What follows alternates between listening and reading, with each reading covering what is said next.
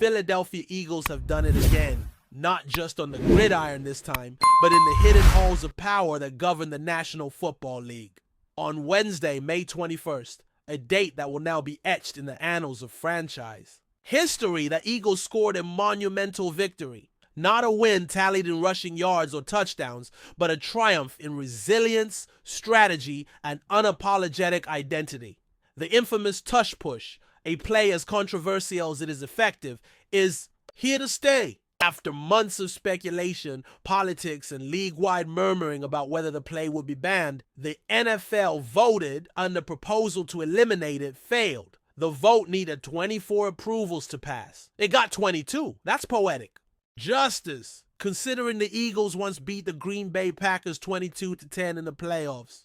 That scoreline now feels like a prophecy. Let's take a step back. The tush push, or as Philly fans affectionately call it, the brotherly shove, isn't just another offensive formation. It has become a cultural symbol in Philadelphia, a microcosm of what the Eagles represent: grit, innovation, and the willingness to do whatever it takes to move the chains. For over a year, other teams grumbled. They claimed it was unfair. They raised concerns about player safety. They said it wasn't football. But behind those excuses was a simple truth. No one could stop it. And what teams can't stop, they try to outlaw. The proposal to ban the play was spearheaded by the Packers. No surprise there. Green Bay has been one of the most vocal opponents of the tush push since being bulldozed by it multiple times. The Packers don't have a traditional owner, but their president and CEO, Mark Murphy, a former player himself, took the charge. And it wasn't just a whisper behind closed doors. It was a full-blown campaign. They worked the angles, called in favors, and tried to stir sentiment around the idea that the tush push was bad for the game. But when the owners gathered in Minnesota for the annual league meetings, it became clear that not everyone bought into that narrative. 22 teams voted in favor of banning the play, but 10 stood strong in support of keeping it. Among them, the Eagles, of course, Ravens, Browns, Lions, Jaguars, Dolphins, Patriots, Saints, Jets, and Titans. Look at that list again. Those are teams building toward the future, teams that embrace innovation, physicality, and smart football. Missing from that list, the Cardinals and Colts. And that's the twist. Both franchises are now coached by former Eagles coordinators, Jonathan Gannon on defense and Shane Steichen on offense. Guys who benefited from the very play they refused to protect. That didn't go unnoticed. Nick Sirianni himself pointed that out earlier this offseason. He said those guys became head coaches thanks in part to the success of the tush push. He expected them to have his back.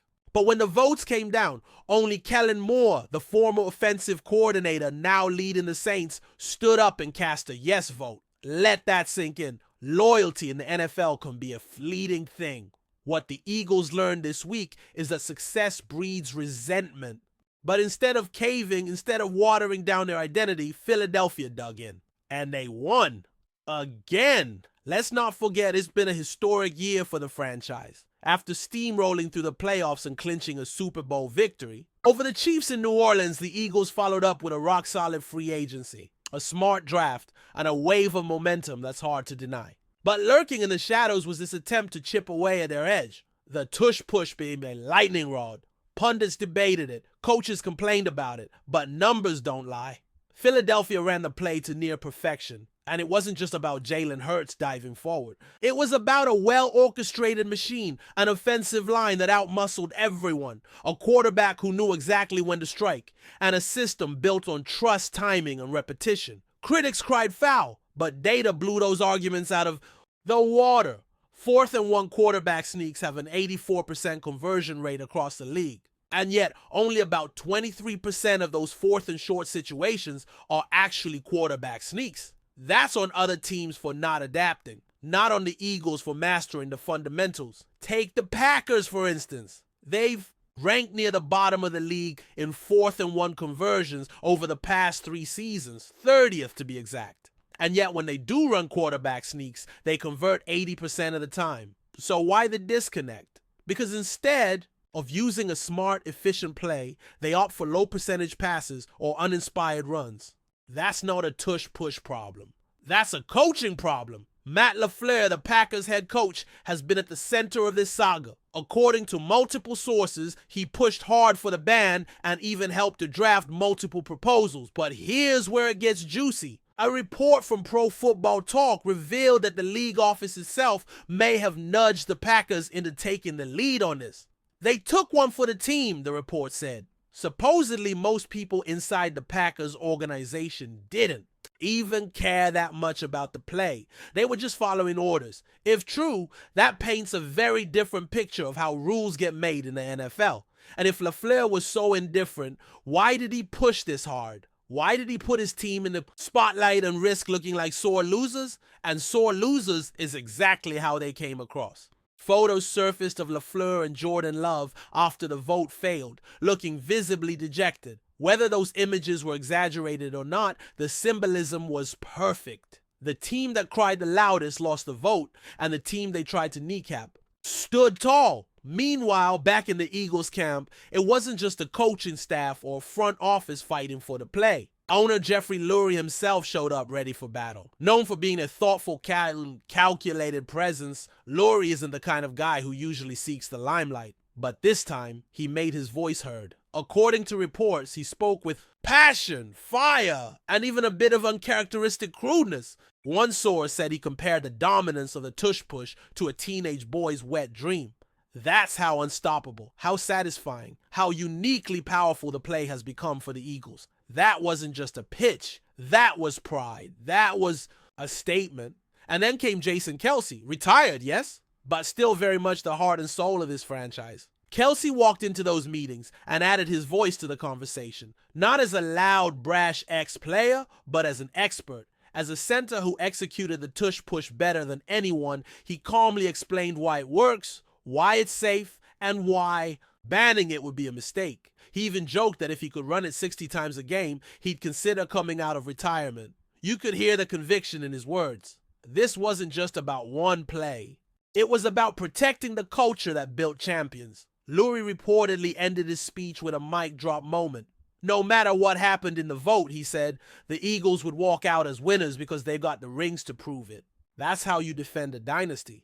Not with backroom politics, with pride, with facts, with championships. The Eagles didn't ask for this fight, but they embraced it. And in doing so, they sent a message to the rest of the league. You can try to outlaw what you don't understand, but Philly isn't going to fold. This team is built on innovation and aggression, and they won't apologize for being ahead of the curve. The tush push lives on, not just because it's effective, but because it represents everything this franchise stands for. And when the Eagles return from their Week 9 bye and head to Lambeau Field to face the Packers in Week 10, don't be surprised if the very first play they call is a tush push. And if it works, they'll do it again and again until someone stops it or until every team finally realizes what Philadelphia already knows.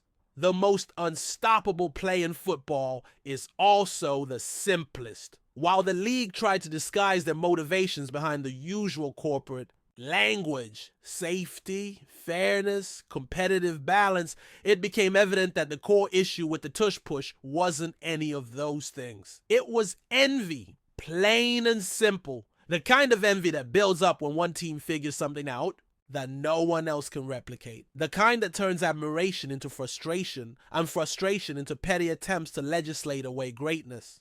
For all the public statements about player welfare, not one concrete study has been presented to show that the tush push leads to more injuries than any other play in football. If anything, it minimizes risk. No open field hits, no blindside.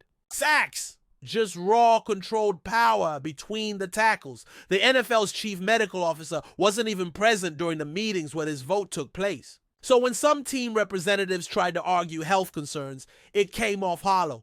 If the league was truly concerned about safety, there would have been medical experts in the room, data sheets laid out, and a process based on evidence, not emotion. But this wasn't about evidence. This was about stopping Philadelphia from continuing to steamroll defenses at will, and when the vote failed, that frustration boiled over. But it didn't spill out in speeches or press releases. It came through leaked whispers, passive-aggressive statements, and media stories designed to cast doubt on the legitimacy of the Eagles' success. Jason Kelce's presence carried its own weight. He's not just a respected veteran, he's a walking embodiment of Eagles culture. When he speaks, people listen. And on this day, he chose wisdom over noise. He calmly laid out the mechanics, the safety, the technical precision that goes into executing a tush push. He reminded the room that football is, and always has been, about finding advantages and maximizing talent. If a team figures out how to consistently convert short yardage plays within the rules, why should they be punished for that? Should we ban deep passes because Patrick Mahomes makes them look easy? Should we ban stiff arms because Derrick Henry turns defenders into memes? That's the absurdity of the argument, and that's what made the Eagles' defense of the tush push so compelling. It wasn't built on emotion. It was built on logic, on film, on wins, and on a championship ring that now speaks louder than any rule proposal ever could. But what's next for this team that keeps turning resistance into motivation? They're not satisfied with one title. They're building something that could define an era. And the tush push, as symbolic as it is strategic, remains a cornerstone of that identity. So what happens now? For starters, defenses have no choice but to adjust. The play is legal. It's staying. That means every team that voted against it now faces the same reality. Figure out how to stop it or get steamrolled by it. And that's the true test of a league. You don't grow by banning what you can't handle. You grow by adapting, innovating, and competing. That's what Philadelphia has done. That's what they've always done. Whether it's redefining quarterback mobility, pioneering RPOs, or now mastering the physics of the quarterback sneak, the Eagles don't just play football, they evolve it. And make no mistake, they will use this vote as fuel. This was bulletin board material on a league-wide scale. The next time they line up for a 4th and 1, you better believe that offensive line will fire off with even more conviction. That Jalen Hurts will lower his shoulder with just a little more fire. That the sideline will erupt a little louder when they pick up that yard because they know what it represents. It's not just a first down, it's a statement. When the Eagles take the field against the Packers later this year, all eyes will be on that first 4th and short. The anticipation will be electric. Will they run it? Of course they will. That's who they are. And if it works, expect it again and again until it's not just a play, it's a message to the Packers, to the league office, to every team that voted to ban it. You tried to stop us and you failed. What's ironic is that the Eagles never claimed the tush push was revolutionary. They just refined it, perfected it. They didn't invent the quarterback sneak. They took it and said, let's make this unstoppable. And they did, with discipline, repetition, and the kind of offensive line that dreams are made of. Lane Johnson, Jason Kelsey, Jordan Mailata. These guys don't just block, they move mountains. And the quarterback behind them isn't just athletic, he's fearless. Hurts has mastered the timing, the angles, the decision-making. He's not just running into a pile. He's orchestrating a precise, calculated move that almost always ends in success. The numbers continue to back it up. Quarterback sneaks have the highest success rate of any 4th and 1 play call. 84%. That's not a small sample. That's not a fluke. That's evidence. Meanwhile, other options, running back dives, outside zone plays, short throws, drop significantly in effectiveness. Yet most teams still avoid the sneak. Why? Pride, mistrust, fear of injury, whatever the reason, it's costing them wins. And rather than adjust, some have chosen to complain. There's a lesson here for the rest of the league.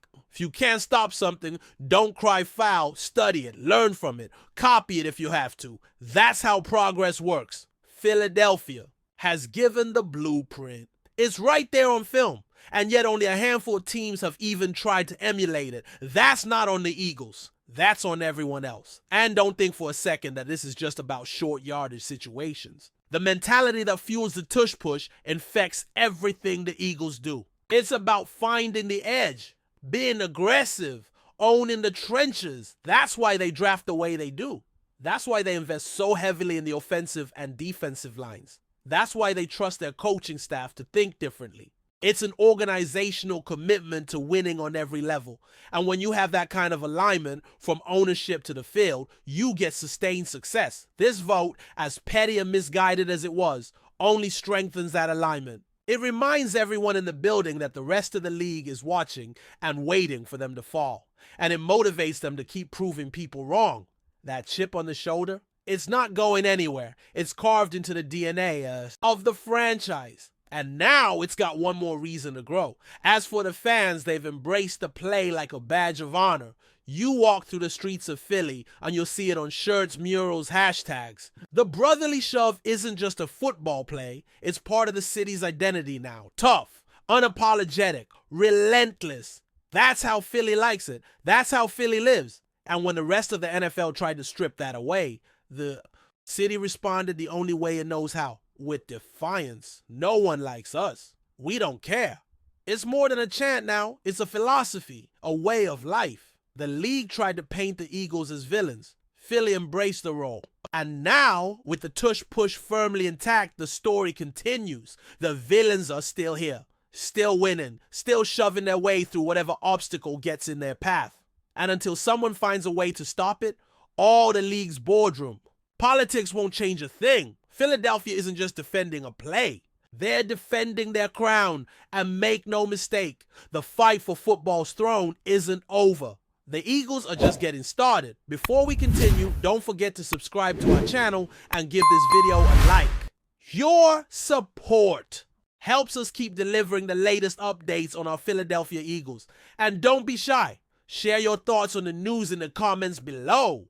In what could become one of the most explosive moves of the NFL offseason, whispers are growing louder in league circles about a potential bombshell involving the Philadelphia Eagles and Dallas Cowboys star wide receiver CeeDee Lamb. While no official confirmation has emerged from either organization, the buzz is impossible to ignore.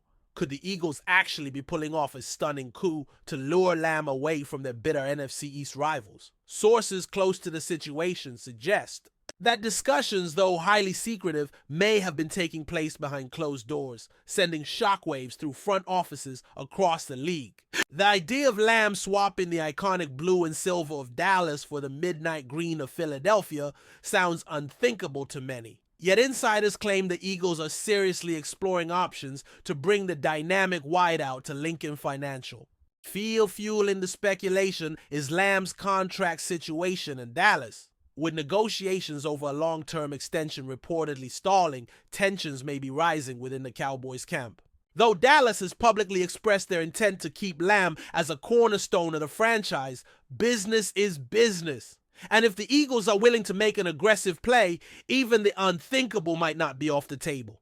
NFL fans are already divided over the rumor. Some believe it's a calculated leak to pressure Dallas into speeding up the extension talks, while others see it as a legitimate indication that Philadelphia, always hungry to upgrade its offensive arsenal, could be preparing for a blockbuster move that would shake the foundations of the division. If this possibility gains traction, the implications are monumental. Lamb, one of the most electrifying receivers in the game today, teaming up with Jalen Hurts and the Eagles' already potent offense, would instantly elevate Philly to another level. Meanwhile, for Cowboys fans, even the mere thought of losing Lamb, let alone to the arch-rival Eagles, is enough to spark outrage. Nothing is set in stone yet, and this may remain in a realm of rumor and speculation. But in the unpredictable world of the NFL, stranger things have happened. One thing is certain, all eyes will be on NFC East headlines in the coming weeks. That's it for this update. If you enjoyed the video and want to stay updated with exclusive news about our Philadelphia Eagles, be sure to subscribe to our channel and hit that like button. We can't wait to hear your thoughts in the comments. See you in the next video.